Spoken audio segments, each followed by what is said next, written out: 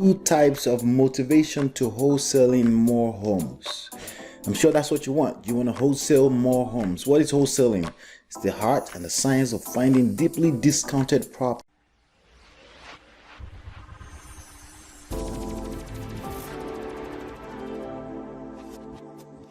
Hey my friend, this is Ola coming to you live from my Empire Pro Studios. I am the author of Smart Real Estate Wholesaling and the creator of 11dayschallenge.com. On this episode, we're talking about two types of motivation to wholesaling more homes. I'm sure that's what you want. You want to wholesale more homes. What is wholesaling? It's the art and the science of finding deeply discounted properties by investing personal time and marketing skills. But if you want more about wholesaling, you want to learn how to wholesale real estate and you're brand new into this whole thing, just simply go to go to Google and search for Olatuk's Abitogun Wholesaling 101 free course. It comes right up. You can search for it on YouTube as well too. So it's a question that came in here. Let's dive into the question together and let's answer it together. I'm going to give you the two motivation types that you need to pay attention to when it comes to this game. Question says, I need some help. I have a potential deal, but the house was caught in a fire, so it's burnt badly. Okay.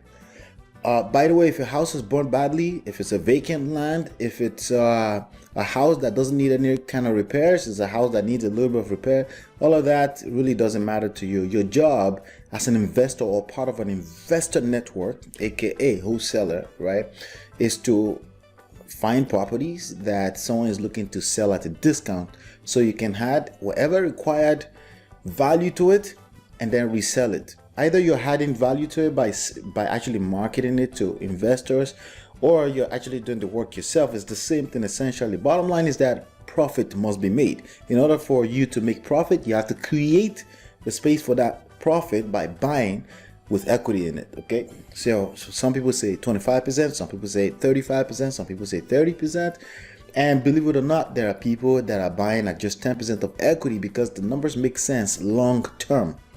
So burnt badly, it just means you have to estimate, you have to adjust for the price that's going to take, for the cost it's going to take to repair the property, right? So I just got off the phone with the seller and gave him a ballpark offer of $60,000. Good. I don't know what that means. I don't know if $60,000 is a good number or not. Depends on your location, depends on your area. He wants $120,000. Okay, so that's a big problem there. There's a big discrepancy between asking price and what you're willing to offer. And usually that means low motivation level when it comes to the kind of motivation that you need as a wholesaler to make a deal happen. Okay, there are two types of motivation I'm going to share with you. Okay, so he wants $120,000. Doesn't mean it's not going to be a deal. It just means you have to approach it a little bit differently, right? He wants $120,000, but I got him down to $100,000 so far. All right, so I don't know what that means. Is that verbal, or did he say, hey, you know what, anything lower than $100,000, I'm not interested to talk to you? See, that attitude alone will block the deal. Okay, the attitude is not good. The attitude shows that they're not motivated. Or what do you mean? They say, you know what, I'll accept $100,000. I need to get rid of. I need to get rid of this piece of crap. See, the same number but different attitude altogether. You're looking for motivated sellers. There are two different types of motivation that I want to share with you in this video that you want to pay attention to. I need him to go lower. Okay, so it's not enough. He told me to take my time and give him a real offer. So that's what I'm trying to do. I don't know what you mean by you're trying to do that. You're taking your time so you can come up with an offer. Are you waiting for? Are you waiting on? What exactly are you doing by taking your time? After repair value is $245,000 roughly. By the way, if you're looking to come up with after repair value, you can go to dealestimator.com. If you're looking for comparables, go to empirebigdata.com. Okay, those are all places that you can go and get some numbers. But after repair value, how did he come up with that? I don't know. But if you want to learn that, just go to dealestimator.com. There's free calculators there, right? I'm still working on those numbers. Okay. So at $245,000 after repair value, the person is accepting $100,000. That sounds already like there's a lot of space there, but you never know. What is $100,000? What percentage of $245,000 is $100,000? How much work is needed? So I'm still working on those numbers. My wholesale fee is $5,000 to $7,000. Okay, how did you come up with the $5,000 to $7,000? That's just what you want to make. See, when you lead like that, right, with how much you want to make, that means you're looking at the value for yourself, which is not value. Okay, so we're going to talk about value more and more, but value is in the eyes of the recipient, not the giver. So you're looking for value for yourself, and that usually means you end up in the wrong direction when you're prospecting or you're negotiating, right? What's your opinion on how much to offer? First of all, how much to offer depends on your location. You can use 65%, the rule, or you can use the 70% rule or the 75% rule. If you go to dealestimator.com, you'll be able to do that with the free calculator that there you can pick which rule applies to your location. So if you were in Arizona, the competition is higher. If you're in the middle of a COVID-19 crisis, the percentage is lower. You know, there's factors that you have to consider as market factors. You have to consider. You just have to know your market. It depends. But I would definitely, personally, my ballpark number always start at 65%. So what is 65% of $240,000? That sounds like a little bit over 130. That means the space. But how much work is needed?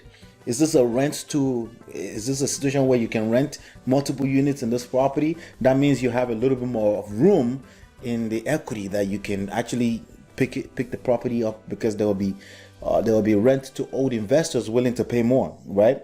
So it depends on what the offer is supposed to be. So your number is supposed to be at $60,000 based on the 245, but you said it's fire burnt damage. So now that's making a little bit more sense. Fire damage can mean $50,000 of repair in certain locations. It can mean $100,000 of repair in certain locations. I would definitely be estimating somewhere around $60,000, $70,000 regardless, depending on how much the damage has gone into the property, or how much fire damage is just on the tip of the roof, or is it just like one half of the property. It depends on all of that. So $60,000 is the number you need to be at. That doesn't sound bad, you know, but if they're accepting $100,000, I will run that by maybe a cash buyer in the area and see if they're willing to accept that. Chances are cash buyers are saying, no, I want $25,000. If they're looking for $100,000, you can collect an option contract from them. That means they give you the option to purchase within 30 days. So it's not a full-blown bilateral contract. It's just a contract that's one way that says, hey, you have the right to exercise the purchase if you want, right? So that's another way you can do it. Bottom line is that this has nothing to do with if it's a deal or not. You need a motivated seller. If it's a motivated seller, you need to make sure of that first. If it's a motivated seller, meaning they feel that they need you. If they don't feel that they need you, it doesn't matter if it's $60, $100, $200,000. It's not going to go right anyway. So there are two types of motivation that I wanted to share with you. There's time motivation and there's money motivation. If their motivation is money, that means they don't need your money. Okay. If their motivation is time, right, that meaning they need to get rid of it. This property is causing trouble in their personal finances and they need to get rid of it as soon as possible. There's a difference between as soon as possible and as much as possible. Okay. I cover that in details on the blog post. So you want to go to myempirepro.com/blog and read that blog.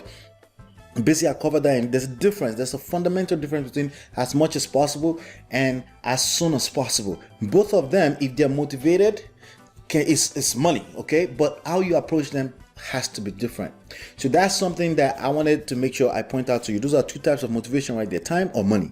Which one are you dealing with? In this situation, sounds like it's money motivation. They want as much as possible, so you have to approach it a little bit differently. All right, so that's what I have for you. Bottom line here, you gotta have a pipeline. Okay, if you don't have a pipeline, you're probably gonna get stuck on this one lead and be pounding and pounding and hoping that something happens when there's nothing there, right?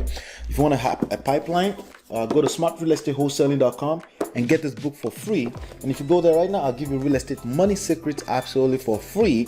Hopefully you've been enlightened and educated. I'll see you on the next one, and peace.